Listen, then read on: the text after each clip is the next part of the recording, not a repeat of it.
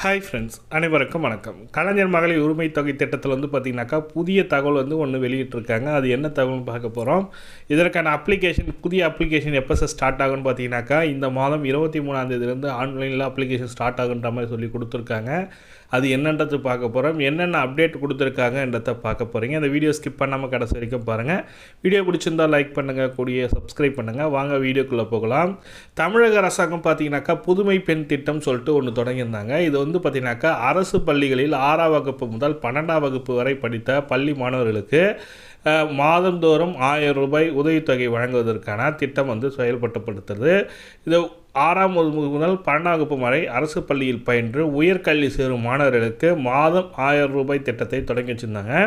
இது கடந்த ஆண்டு தொடங்கப்பட்டது. அதாவது கலைஞர் மகளிர் உரிமை தொகை திட்டத்துக்கு முன்னதாக ஒரு வருடத்துக்கு முன்னதாக தொடங்கப்பட்ட திட்டம் இது.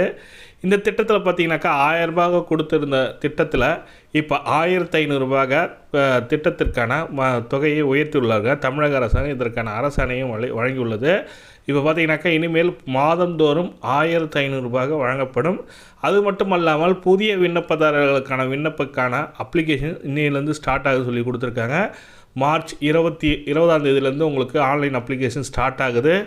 ஏப்ரல் 30ஆம் தேதி வரைக்கும் விண்ணப்பிக்கலான்ற மாதிரி கொடுத்துருக்காங்க. அதாவது இப்போ அரசு பள்ளியில் பயின்று கல்லூரியில் சேரும் மாணவர்களுக்கு புதுமை பெண் திட்டத்தின் மூலமாக மாதம் 1500 ரூபாய்க்கான திட்டத்திற்கு புதிய விண்ணப்பதாரர்கள் யாரோ தகுதியுடையவர்களோ அவர்களாக விண்ணப்பிக்கலான்ற மாதிரி கொடுத்துருக்காங்க. இசேவை மூலமாக விண்ணப்பிக்கலாம்.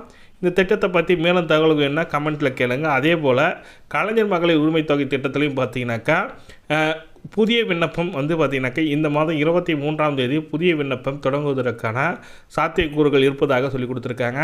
சார், எலெக்ஷன் டேட் தான் அனௌன்ஸ் பண்ணிட்டாங்களா சார், இப்போ எப்படி சார் இந்த திட்டத்தை பற்றி திரும்ப கொடுப்பாங்கன்னு கேட்டிங்கனாக்கா எலெக்ஷன் டேட் அனௌன்ஸ் பண்ணினாலும் பழைய திட்டத்தை மேலும் மெருகேற்றலாம். அப்படியாவது மேலும் அந்த திட்டத்தின் படி செயல்பாட்டை இன்க்ரீஸ் பண்ணலான்ற மாதிரி கொடுத்துருக்காங்க.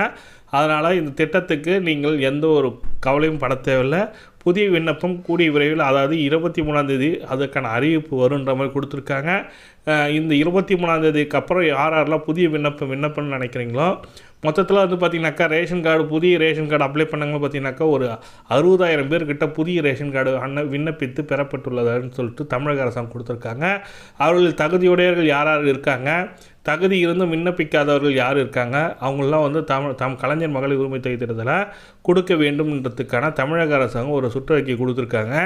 23ஆம் தேதி புதிய அப்டேட் வரப்போகுது. அந்த தகவல் தான் உங்களுக்கு ஷேர் பண்ணிச்சேன். கலைஞர் மகளிர் உரிமை தொகை திட்டத்தில் புதிய அப்ளிகேஷன் 23ஆம் தேதி இதற்கான அறிவிப்பு வெளியாகும். அது நம்ம சேனலில் அப்டேட் பண்ணுவேன். நீங்களும் மிஸ் பண்ண பார்க்கணும் நம்ம சேனலை சப்ஸ்கிரைப் பண்ணிட்டு பெல் பட்டனை ப்ரெஸ் பண்ணிங்க. வாங்க, தேங்க்யூ.